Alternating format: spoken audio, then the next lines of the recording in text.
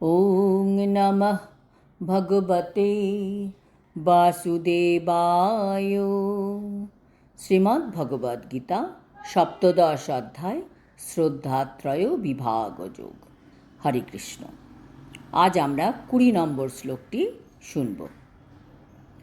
দাতব্যম ইতি যদ্যানং দীয়তে অনুপকারিণে দেশে কালে চ পাত্রে চ তদ্দানং সাত্বিকং স্মৃতম।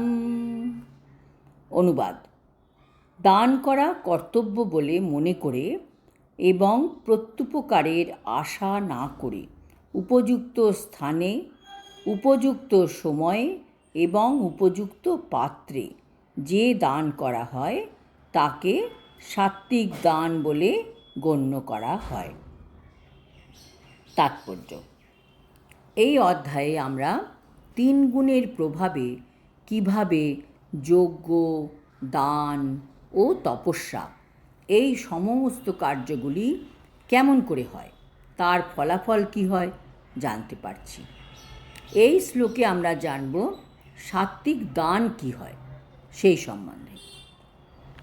ভগবান এখানে কিছু কিছু শর্ত দিচ্ছেন দান করার।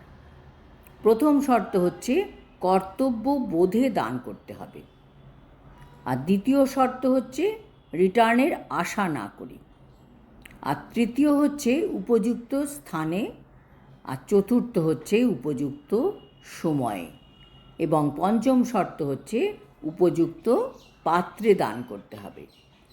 এই শর্তগুলি মেনে যদি আমরা দান করি তবে তা হবে সাত্বিক দান, নচেত তা হয়ে যাবে রাজসিক বা তামসিক দানের তালিকায়। প্রভুপাদ বলছেন, শাস্ত্রে নির্বিচারে দান করার কোনো নির্দেশ দেওয়া হয়নি। বর্তমানে মানুষ শাস্ত্রপাঠ, শাস্ত্র চর্চা করে না, কাজেই তাদের কোনো আইডিয়াও নেই কোন কাজ কিভাবে করলে কী লাভ হবে সেই সম্বন্ধে।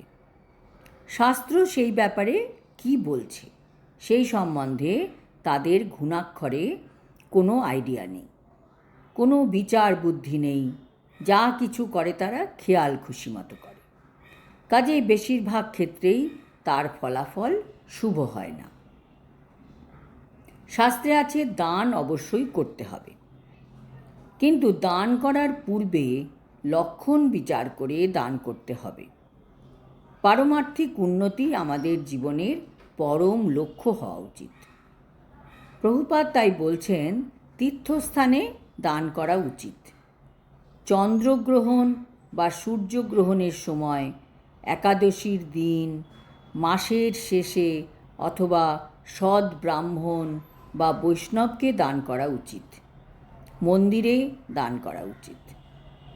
এইভাবে কিছু কিছু ক্ষেত্র নির্দিষ্ট করা হয়েছে, পাত্র নির্দিষ্ট করা হয়েছে, আর সময়ও নির্দিষ্ট করা হলো। যদি আমরা এইভাবে দান করি তবে তা হবে সাত্বিক দান। সাত্বিক দান করলে সত্ত্বগুণ বৃদ্ধি পাবে। এখন প্রথম যে শর্তটি বলা হলো, কর্তব্য বোধে দান করা এবং কাকে দান করা, বলা হয়েছে দিয়াতে অনুপকারিণে, প্রত্যুপকারের আশা না করে, মানে এমন ব্যক্তিকে দান করা উচিত যার কাছ থেকে রিটার্নে কিছু পাওয়ার কোনো আশা নেই। সেই রকম ব্যক্তিকে নিষ্কামভাবে দান করা উচিত। আমরা অনেক সময় অনেক ক্যালকুলেশন করি কাউকে কিছু দান করার আগে। হয়তো তার কাছ থেকে আমি আগে কোনো উপকার পেয়েছিলাম, বা আমি কিছু পেতে চাই তার কাছ থেকে। সেই রকম দান কিন্তু সাত্বিক দান হয় না। কখনো কখনো অনুকম্পার বশবর্তী হয়ে গরিবদের দান করা হয়, কিন্তু সেই গরিব লোকটি যদি দানের যোগ্য না হয় তাহলে সেই দানের ফলে কোনো পারমার্থিক উন্নতি সাধিত হয় না। পক্ষান্তরে বলা যায় যে নির্বিচারে দান বৈদিক শাস্ত্রে অনুমোদিত হয়নি। আজ এই পর্যন্ত।